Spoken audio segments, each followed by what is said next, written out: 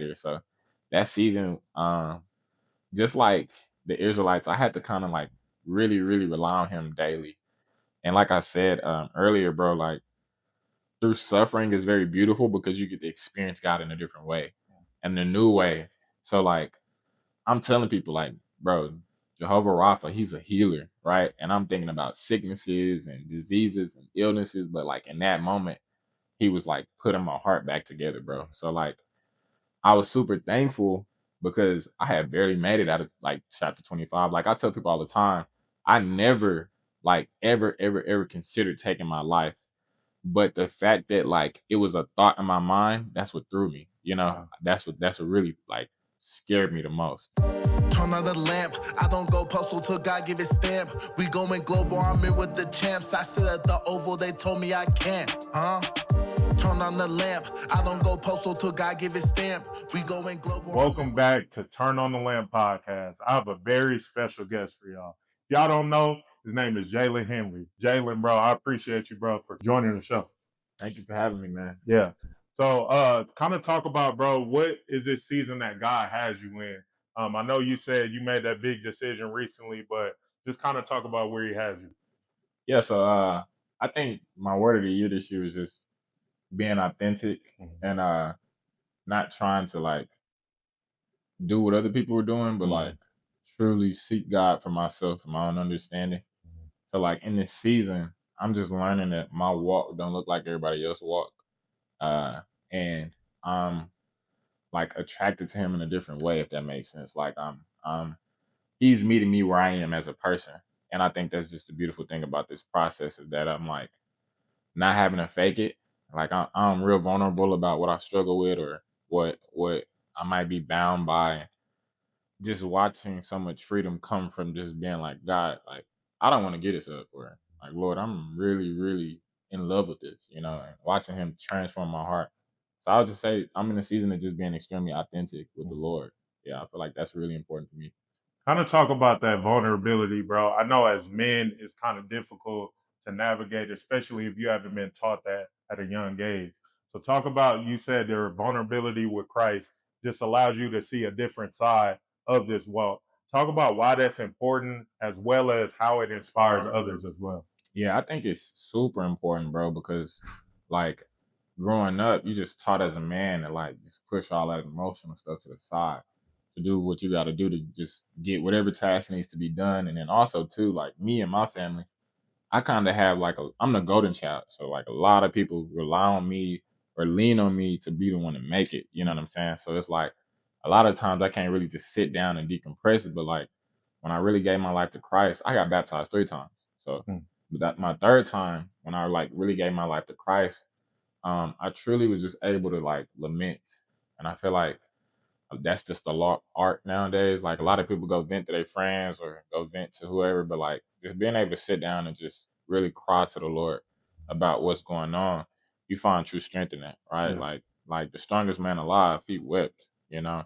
And I think that's just a beautiful thing to just see like in your suffering, you get to just explore a new side of Christ, right? Like in my heartbreak, I met him as a healer. You know what I'm saying? So like in my season of lamenting, I've been able to just find so much strength and power into that. So I think it's very important for everybody to just be able to like develop a vulnerability or a relationship to him to where you're just not going to anybody first come around, but you sit down and you take that to the Father and you're like, Lord, help me get through this. I know you mentioned with your childhood how you've always been viewed as a golden child. Talk about that pressure that you dealt with as a young kid, and kind of give us a deep dive of how was your family dynamics growing up in the household? Man, so like really, you don't know it at that age, bro, but it can be really toxic. Uh I think my mom did the very best that she could, and I really do respect and admire her a lot.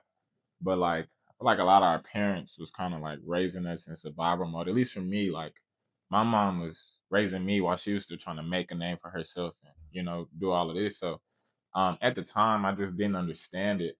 But through that, like growing up now, I see that a lot of stuff probably was a little toxic, but I do give her grace for it. Yeah. So that also just came with being a golden kid. Being a golden kid, like the family's already we just real hood. It ain't too much going on this side. Like Yeah. they either trapping or selling drugs or just doing whatever, and out of prison, bro. So it's like when my mom come around, it's like, look what my baby did. He did this and he did that. So it's like I'm already kind of being looked at differently, but it's also a matter of like having to understand that this is a responsibility of mine that I have to continue to carry. Because now I don't want to become a failure because then they'll look at me like, he really wasn't on that or he really wasn't nobody. So I think growing up, it just kind of shaped me to hide a lot of stuff that I was struggling with because it's like they're gonna think that I'm not really, successful or I'm weak or whatever. So yeah, bro, like I can say it was definitely toxic, but it has grown a lot. It has gotten a lot better, but I think it's because I left and went to Houston. Yeah. Talk about that core, bro, of you having family that, were in the streets doing certain activities. How did you kind of gravitate, or how did your mom kind of make sure that that was a lifestyle and a route that you didn't go Uh man, Janelle McCurtis didn't play. down? Like it wasn't even before the streetlights came on. It was just no. Like my mom was real adamant about not letting me do stuff, and it was just because she said so. Right. So like, um, I think it was a protection in a sense, but I do also think it was out of fear. I didn't have just the best friend choice on my street or in my neighborhood. A lot of them were up to no good. So even in my family, like you could tell that she was kind of a little shaky or hesitant to let me go spend the night at certain cousins and them houses. So she did a really good job of like, you know, sheltering me from a lot of stuff. But you know what they say, like the minute he's sheltered, he gonna go out and do whatever. So I can say that's exactly what happened too because of that. Like when I went to college, I didn't know what freedom was, so I just did whatever I wanted to do. But I do think that like after a while you can't hide it for so much longer, right? Like now I got to grow up and be a little distant from them because Yeah. I didn't have that time to really connect with them as much as I wanted to. You going to college out in Houston, you are already in a fairly bigger city in Dallas, but you going into Houston, like we talked about earlier, is a big melting pot of different cultures, huge city. How was that experience like, bro? Going to that city, kind of opening your eyes in different avenues. So in high school I had this band director. His name was Mr. Young, and before him I didn't have no plan on all going to college at all. So like when he came out there, he introduced me to Prairie View. I met this wonderful guy named Dr. Zachary. He took me in really like as his own kid. Um, to where it was a lot of stuff that I had my mom doing right, just because I didn't know how to speak up for myself, and he would put me in positions to go speak up for other people, right? So uh, when it came down to being able to explore Houston, I said that to say I was in the band so much, like I couldn't go do what everybody else was going to go do, especially because of my position. Like I already had to stay before and after. Then I'm in meetings, and I think uh it only led to me kind of like experiencing like the nightlife of Houston, right? Like what really go on when everybody else should be asleep. So um it kind of, it was a good and a bad sense because the entertainment wasn't always the best. After the lights cut off, it's like it's only really few things out there. And Houston's known for the nightlife. So it's PV's already a party school. So you can just imagine, bro, like how crazy it can really get for real. Yeah. What was the band like, bro? Like, what instrument did you play? What was because I know the college sport grind side Yeah, of things, yeah. but I'm sure band was a grind too. Talk about like what your schedule was like, bro. Man, so like during the summer, bro, literally 6 a.m. to 11 p.m. Like Mm, that's all day. We're marching, we're playing music, we're learning, bro. Like a lot of people don't understand that like HBCU bands, bro, are like a big business. yeah. So it's a lot of people, they're high demands, right? So there's so many performances that you gotta go to whether you want to or not. You know what I'm saying? Because some rich person done booked you for this or hosted you for this, bro. It was so big. We actually had our own TV show, bro. Like Wow. literally our own TV show. And they followed us around just to see how do we balance band and school. But yeah, when school started, it kind of dialed back. It's like they work you so much that when school starts, them 5 hours of practice don't seem like it's a lot, but Yeah. it's still 5 hours of practice every single day. Yeah. And then on the weekends, it's all day because that's Saturday. And if we out of town or it's an away game, you know what I'm saying? It's Saturday and Sunday, back at it Monday. So, bro, it's very time consuming. Yeah. And I was in that mud for like 4 or 5 years, bro. So, yeah, it can be a lot, bro. Yeah, for sure, bro. So talk about kind of flipping the script a little bit. I know you mentioned earlier that you got baptized 3 times, right? Yeah. So once you were navigating, the Houston nightlife and stuff, where did you feel like Christ met you in that city? That's a good question. So, I actually joined this ministry on campus called PV Mon. And I think that was like really God's way of kind of like Moses in a burning bush, like grasping my attention. You know what I'm saying? Like I had been going to church and it was, good word, but I really wasn't in love with it. So PV Mime, they're just a ministry who paint their face, the little people who go to church and dance, like, but they took it so serious. It was really intense and it was a different world to me. So my favorite thing was how they would incorporate like stuff in the Bible, like stories and characters. And at first I just not knowing what they're doing, but everybody else in the room like mind blown. So Yeah. it really challenged me to go on my word. And like after a while I just learned so much more about, who Christ was, and I'm able to incorporate that into songs that we do. I think that that's where he like really like met me and kind of just took my hand from there. Yeah, bro. You made a post that said chapter 25, it was filled with heartbreak. Yeah. You had a situation with your car. Kind of dive deeper into that, bro. Man, so like chapter 25, bro, I feel like that was just the breaking for real. Like somebody told me, one guy said, you know what type of person you are when a storm hits, because you see how well you prepared for the storm. And I think that was just how poorly I prepared, bro. I had just got out of a bad relationship. And I had knew the Lord didn't want me in that relationship, but how he took me out, I just wasn't ready for it.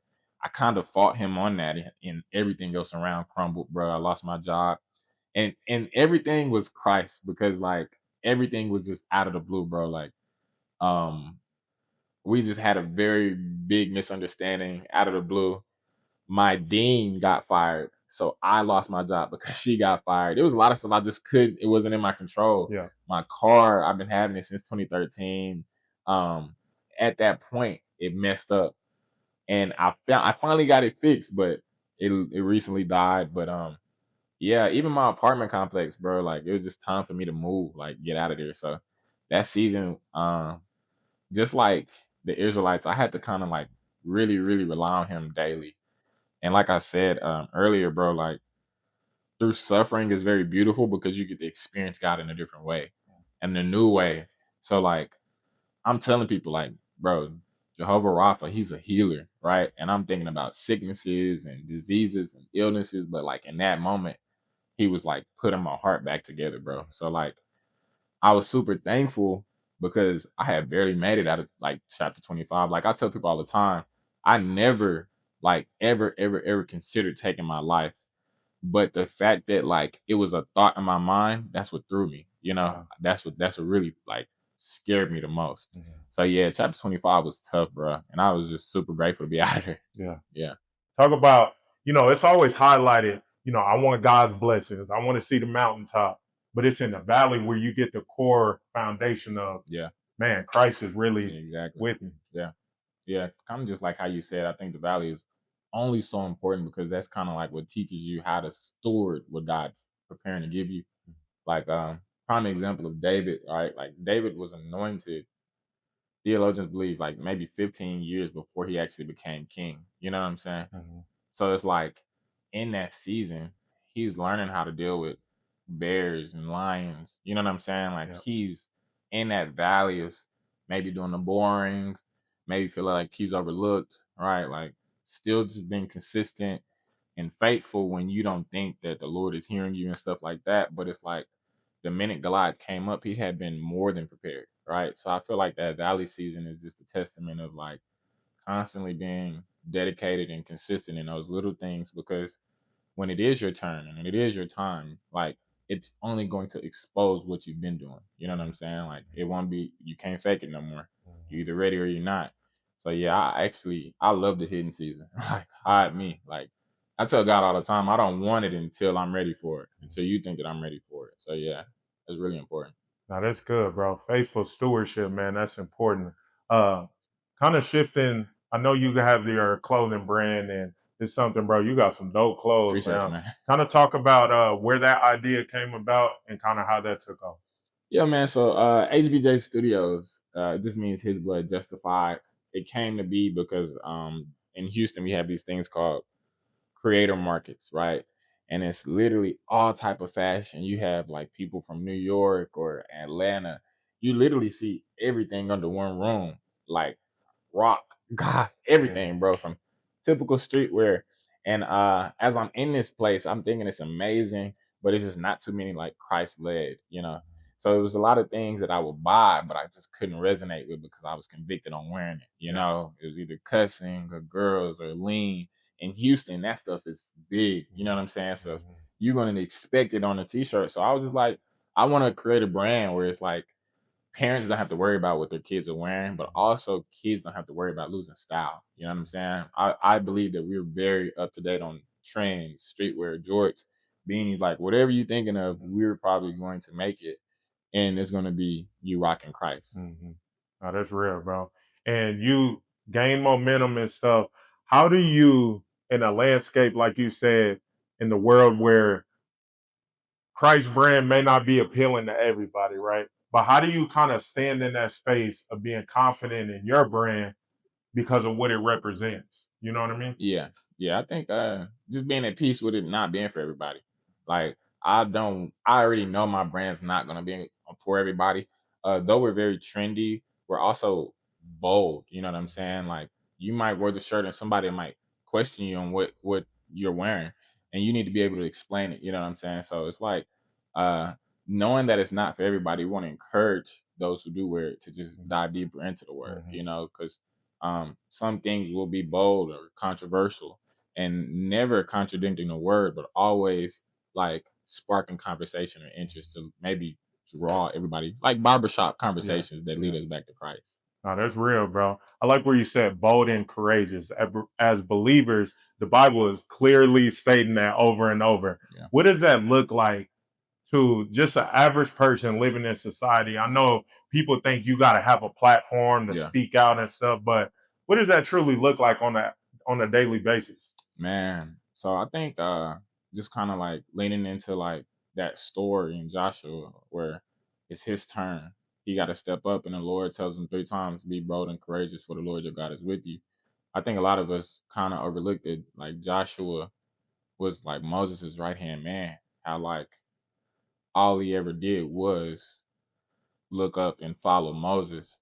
So like in that season, Joshua just didn't feel like he was ready to be the leader, right? Moses was. And the Lord is like, be bold, right? Which is strong, fearless, and courageous because I'm here with you. Just like kind of saying like, bro, like if I got Moses this far, I get you this far. So I'll just apply that to my life and say like, especially like in clothing brands and stuff, it's easy to just feel like everybody's already doing what you're doing, or there's too many of them. But like the Lord continues to remind me that like He's called me up here, right, to be strong and to go forth and do what He's called me to do. So I shouldn't worry about who's already in this space or how long they've been doing it or the bigger platforms that they have. But I should just focus on the calling that He has for me. You know what I'm Yeah, saying? that's real. Yeah, As God removes, He also replaces. He's yeah, faithful to do that. yeah. Talk about how those new friends in Christ that'll challenge you to grow in your faith came about. Yeah, so just during that heartbreak, um that whole season, I call it the heartbreak season because it started with me ending that relationship and then my job and then my crib and then my home. But I was able to like clear my mind. I went to this, it's like real serene. They call it the woodlands. And it's literally just trees. Like you know you entered the woodlands, bro, Mm. because it's trees everywhere. Like Yeah. everybody love it. Because it's a city Mm. hidden behind trees. So out there I just kind of like um was able to breathe. You know what I'm saying? I wasn't triggered by anything because we haven't been out there. And I was able to be like with God alone for that very first time. I don't think a lot of people speak on it enough, but some people really can't stay by themselves, like live by themselves. Yeah. So in that season, I'm trying to just break old habits, but also build healthy ones. And one of those things were going to church. And crazy enough, the lady that I'm dating now, she was the one to introduce me to the church that I do attend. And I think God is so intentional, bro, because I'm going right to, get closer to her. But like for that first entire year of me going there, I never sat with her. Like the Lord was very, very like strategic about that. And I wanted to. It's not like I didn't, I wanted to. But instead, I served before I got to like sit with her. Like I think I joined the dream team before she did. Like, you know what I'm saying? Like I kind of was just being in position to be used by God, and so many doors open, bro. So now we're having like dream team cookouts, and I'm making Christ like friends, and now I'm getting with the prayer team, and we're not just doing church, but we're doing life together. So it was pretty good, and I look up and now I have everything tenfold, just like Job. Like everything that I did lost, like you said, I just was replaced. It was replaced, but so much stronger, So I think that was really beautiful. I feel like, especially in this day and age, everybody just feel like, like when people act funny, you leave and you do them. But even Jesus had community. You know what I'm saying? Like he moved with the 12, and I feel like the difference between like him going into solitude, right, or like he's like, okay, you guys, I'm finna go away, but I'll be back. And then us is like we get overwhelmed, you know what I'm saying? But like Jesus was drained and he would go to the Father to be recharged. We'd be overwhelmed or we don't like a situation and we push ourselves into isolation. So I feel like community is super important because like just like Moses holding up the staff, my community, like they help me when my arms are tired. You know what I'm saying? Like they encourage me and push me to go further. They pour into me, like they see the man God wants me to be, you know what I'm saying, in me, and they address me as such. So when I'm lazy, they call me out, you know what I'm saying? Or if I'm lacking in this area, they call me out. They pray for me. The Bible says iron sharpens iron. And I tell people that means sometimes sparks gonna fly. Yeah. And that's real though, because it's like I need that, you know what I'm saying? A lot of people like need accountability, but they don't want it. But like I appreciate the ones who aren't afraid to tell me what's up, and pray for me. But also too like fellowship. Turn on the lamp, I don't go postal till God give it stamp. We going global, I'm in with the champs. I sit at the Oval, they told me I can't, Turn on the lamp, I don't go postal till God give it stamp. We going global, I'm in with the champs. I sit at the Oval, they told me I can't, I'm feeling like Oprah, cause you get a chance and you get a chance. Tell us a story, how did you advance? Testimony.